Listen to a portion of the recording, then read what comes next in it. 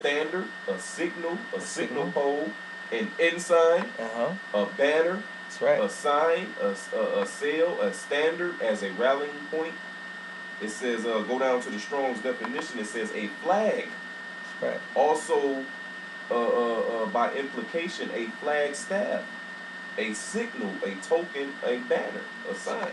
That's It's the right. standard. That's the standard. It's the scriptures. Thou, and this is Psalm 16:4. Thou hast given a banner to them that fear thee, that it may be displayed because of the truth. What's supposed to be displayed as a signal, as a sign? Us out there in the hot. Then easy. Give me Ezekiel 12. You are my sign. You the sign. All right. It says, "Thou hast given a banner to them that fear thee." That banner is the same Hebrew word nas, a flag, also a sail, implication a flag staff, generally a signal, a token, banner, pole, sail, ensign, standard, and it comes from the word nasas, to gleam from afar, to be conspicuous as a signal. All right, through the idea of a flag fluttering in the wind to raise a beacon. We are the beacon. The truth is this beacon. The scriptures are the beacon. We are proclaiming Yahweh Bashim Yahweh Shai, this the word of the Most High, as that banner. The word of God is that. The scriptures, man, is our flag, man. Yahweh Bashim Yahweh Shai is who we giving allegiance to, bro. All right, you got that? Done. This is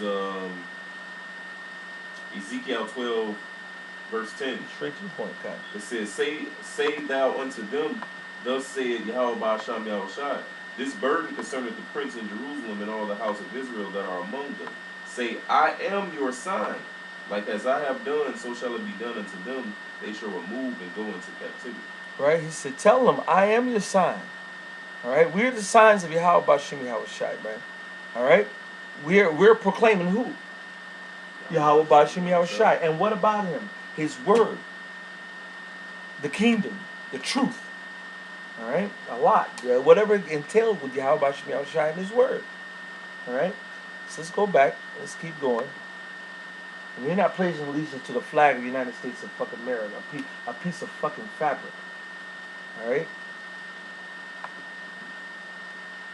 Promised turmoil for black people to the grave. Would you ask Jewish children to say a pledge to a German anthem that disrespects Jewish people? If they're No, you living would in not. Germany, No, sure. you would not. Well, sure. That disrespects Jewish people? Then No, why you would not. Man, are they successful? Let me go back a little bit Search right the here. third verse where he says, "There's no refuge in this country for the hireling or the slave. Both should be turmoil to the grave." How's your parents This doing? is a man Are they successful? that promised turmoil for black people. So, right. He asks, is your parents successful? Right? What you about to say? I was gonna say what they got to do with what he's saying, man. Give me Psalms 137. That's that double tongue Esau. That's man. right. I'm going to give me Psalms 137. We're going to go quickly through, is his parents successful? Yeah, first of all, fuck if his parents are successful. What's that got to do with the argument of standing up for the flag or not? Well, let's just go say, there's no such thing as really real success for Israelites. All right? Success is the kingdom. All right? If we're not in the kingdom, we're just content to deal with what we're dealing with. This is Hebrews 13 and 5. I'm going to go real quick. Let your conversations. Is that 13 and 5? Yeah.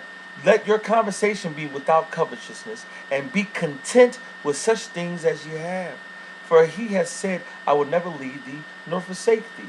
So if they were real Israelites and they were really sincere and they were righteous, if successful or not, they will be content with whatever they got. All right? Let's go to 1 Timothy 6 and 8. Because you don't have no super elite Israelites here. Like on the trillionaire status, on the 500, 600, 700 billionaire status, where they're independent of the Rothschilds and the Bilderbergers, the Rockefellers, and all the other super elite that don't have to answer to them. Michael Jordan might be a billionaire, Oprah might be a billionaire, but guess who they answer to? Esau. They don't have enough money to make Esau do what Esau was, to put them under their rulership. Okay? 1 Timothy 6 and 8. But godliness with contentment is great gain. For we brought nothing into this world, and it's certain we can carry nothing out. And having food and raiment, let us be therewith content. So who cares? What a real Israelite is trying to do is fucking get by. All right? Philippians But y'all don't read the scripture, so y'all don't know, which is fine. That's was our job to bring it out. That's our job. Philippians 4 and 11. Not that I speak in respect of one, for I am learned in whatsoever state I am, therewith to be content. I know both how to be abased, be poor as fuck, all right? Which that's what we are, right? And I know how to abound. Lord sometimes give us a blessing, a little windfall, maybe 1,000. And we blow through that with some clothes and do some bills, and next thing you know, we're back to broke again. All right? Everywhere everywhere and in all things I am instructed both to be full and to be hungry, both to abound and to suffer need. I can do all things through Mashiach, which strengthens me. So here, him asking, matter of fact, one more. Notwithstanding, ye have well done that ye did communicate with my affliction. All we going through is what? Different varying levels of affliction. And even the Bill Cosby, he made a millionaire, right? A billionaire, I don't know if he made a billion, but he's definitely a millionaire. Did not he get overthrown in his old age and they demonized him? Right? You go into Kobe Bryant, made all the millions. Tiger Woo made all the millions. And then what, the women took half? Wesley Snipes. Then Esau come in and take his shit.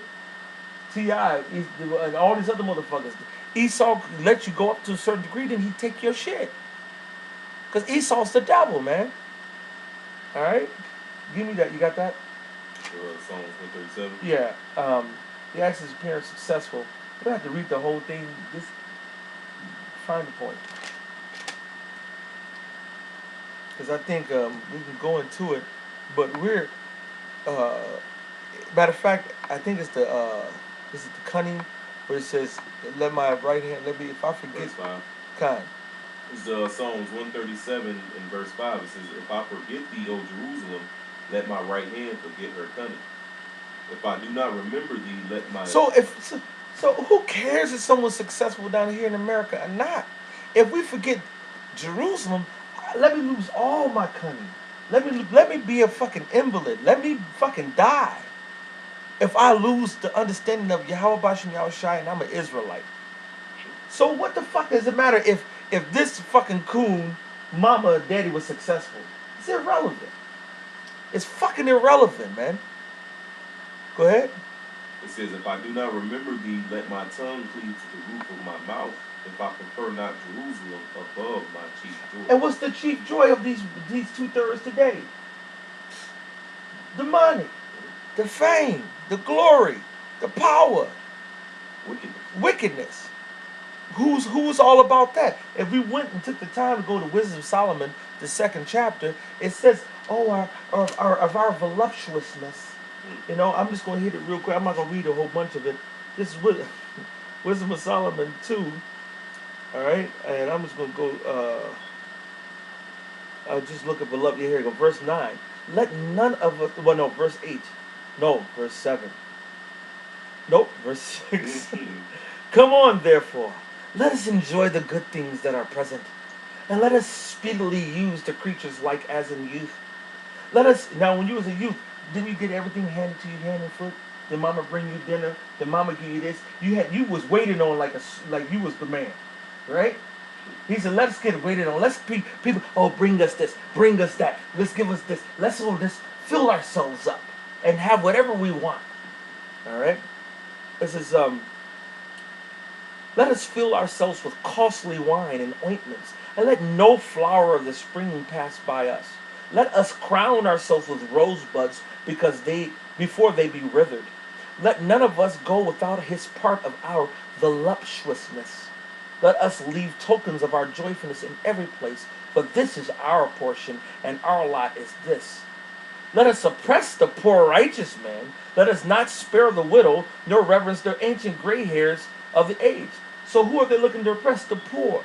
And he said, aren't your parents successful? It's no true successful Israelite unless you got the truth of Yahweh Ba'ashem Yahweh Shai. Your riches is nothing. The Rothschilds can get you a $100 billion company, and the Rothschilds do a hostile takeover and take you out and buy up all the shares because there are 500 to 600 to 700 trillionaires, man. 1 trillion is 1,000 billion. So they can take down anybody like this. All right? So who cares if his parents are successful or not? That's Esau trying to throw curveballs. You got something? I kind of just had the curse, Deuteronomy 28 and 43. It says, the stranger that is within thee shall get up above thee very high. So that beautiful precept. The strangers, the Esau, the fucking crackers, the Arabs, the Chinese, the Japanese, the Africans, the who's who of nations are going to be above thee. All of us, man. Go ahead. And thou shalt come down very low. There you go. All right. To the grave. Would you ask Jewish children to say a pledge to a German anthem that disrespects Jewish people? If they're No, you living would in not. Germany, No, See, now that's the reason why I call him a coon. He's going to say, are you going to go ahead and say something about if the Germans had an anthem that's disrespecting the Jewish people? When he's a Jew. He's of Israel, man. All right? We are the real Jews, man. Knucklehead. We the real Jews. So-called Negro, Latino, Native American Indians, man. When I say Jews, I'm talking about collectively as the capital of Israel, man. All right? And I'm going to go let him talk on a little bit. would not. Well, sure. That disrespects Jewish people? Then No, why you would not. you certainly can kneel down. In America, you have the right to do that. But what will happen to her? Okay, hold on. He said, you have a right to kneel down and not pledge allegiance and say, no, I don't want to go ahead on and sing the anthem. Yeah, you have a right. Well, then what the fuck is this discussion about? Why are you questioning me on my right? You have a right to go play basketball today if you want to. You have a right to eat tomatoes or potatoes or something lawful of the scriptures. You got that right to do what you want to eat and stuff. If you want to go downtown today, can you go? If you want to go up north or out south, you want to stay home, can you? Then why are we having a discussion about something that's your right that it shouldn't even be a discussion? Right? Why? Because these motherfuckers are wicked, right? Let's keep playing. How her friends will respond, how the school will view her, how Americans will view her is very negative. And this is so he's saying, hey, but look at this young girl. How her friends will respond and the people around, they might say this, they might say that. These people might say this, they might say that. It's going to be a very hard road. Looking at us. Well, let's go to the scriptures. Looking at us. Go ahead. This is Sirach 16, we start at the top. It says, desire not a multitude of unprofitable children, neither delight in ungodly sons. Though they multiply, rejoice not in them, except the fear of the Lord be with them. So just because you got a whole bunch of kids, just if they're wicked, it's just a whole bunch of wicked kids. So what if her friends and her pundits and this family and this family come against her? Keep going. It says, trust not thou in their life, neither respect their multitude. So just because it's a multitude and they all feel this way or that way, you're not supposed to give just because of that. You're not supposed to give respect to that. Go ahead. For one that is just is better than 1,000. It's, you go to the masses, oh, there's people, her friends, her family, this and that. It's a multitude of people. And are we living for the multitude? Or are we living for Yahweh Shem Yahushai? One that is just as better than what? It's better than 1,000. So her saying, is that what she did by saying, I'm not pledging allegiance to the flag? Was that a just act? Yeah. That act is better than 1,000 bullshit acts, bro. Now, she righteous, I don't know. She's 10 years old. She might be, all right? She might not be. I don't know, all right? But the bottom line is just because we're not living for other people's expectations of what we going to do. We're living for Yahweh by Shem Yahushai's expectation of who's the righteous and wicked in these laws, statutes, commandments, and the scriptures. Mm-hmm. All right? Hey, because when you're doing the right thing anyway, they're going to speak evil of you anyway it goes. That's right. Luke 6 says they're going to speak evil of you, making up lies. That's right. It says, woe when men speak well of you. You know, right. so. It says the truth will be evil spoken of. God. All right?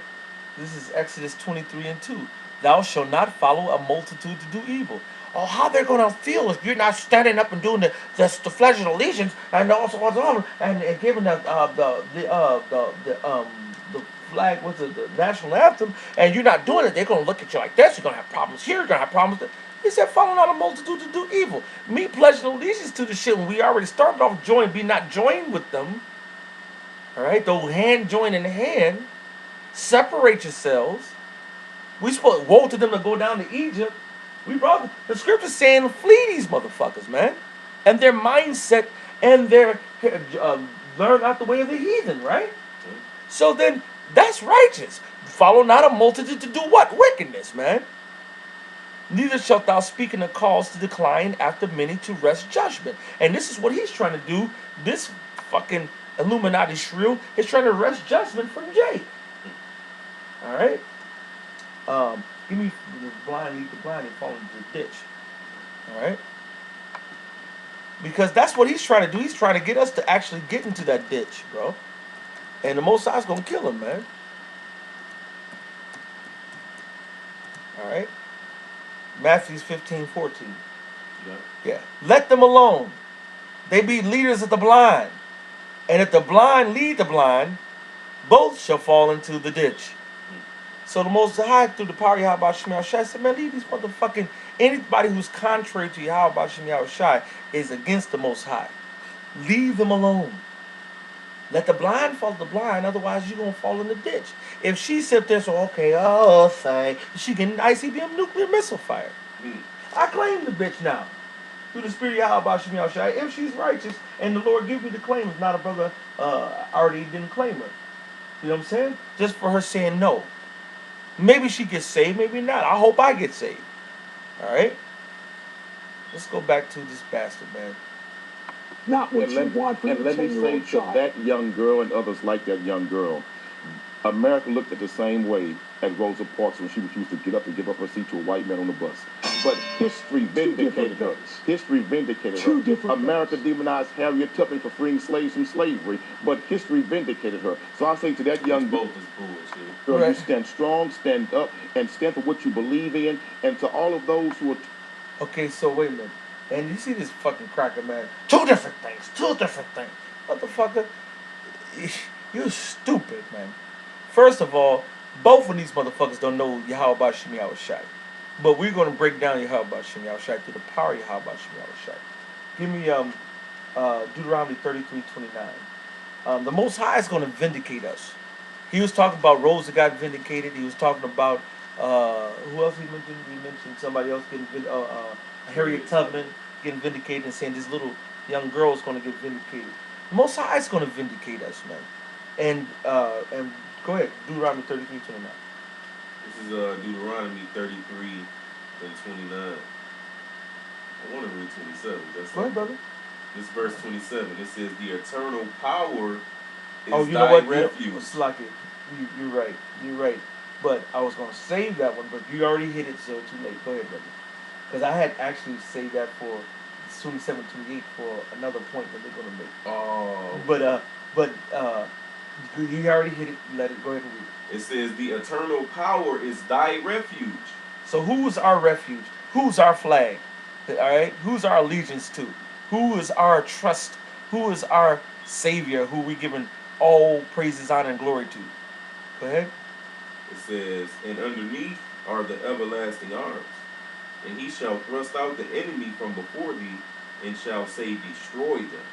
Oh, so wait, why do you want us to kick it with the cracker and pledge allegiance and do all this other national shit when the Most High said the end result of the cracker and his system is going to be what? Destroyed? Go ahead, brother. "Israel then shall dwell in safety alone." Oh, so why do they want us to be part of everybody in this American fucking scheme? I mean, dream. Go ahead, brother. "The fountain of Jacob shall be upon a land of corn and wine. Also his heaven shall drop down dew.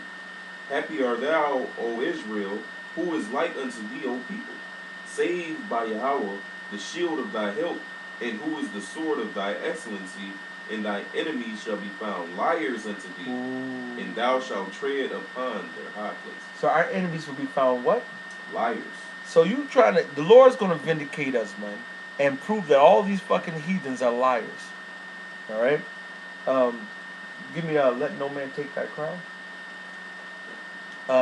And I'll get a second Nedra's the righteous are stiffly fighting for the truth. This is 2 Edges 2 and 47. So he answered and said unto me, It is the Son of God whom they have confessed in the world.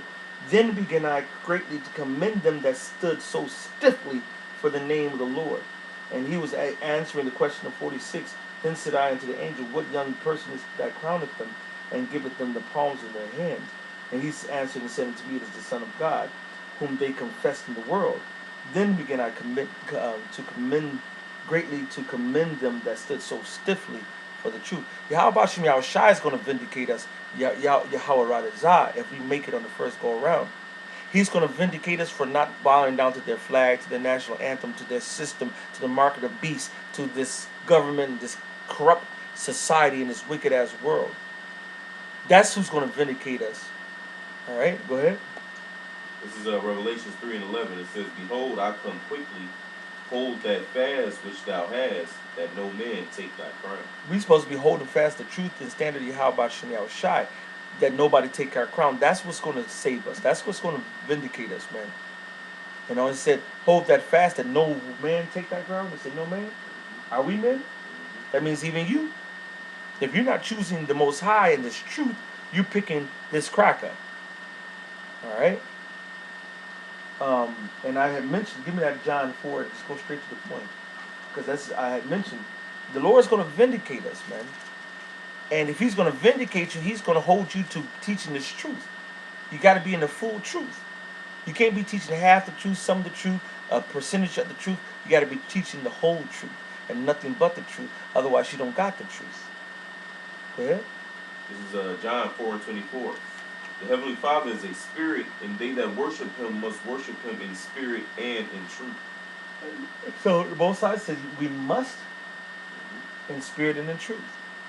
That's going to be our vindication. All right? Wisdom of Solomon, the 5th chapter, says, now you want to see this vindication? This is what the vindication is going to look like of the Lord. All right? Then shall the righteous man stand in great boldness before the face of such that have afflicted him. Something quite, he's cussing his ass out. He's standing in boldness in front of him. But that's not going to cut it. You got to stand in boldness on the highways and the byways and the streets, teaching the truth, going through the elements, like Malcolm says, putting our life on the line week in and week out.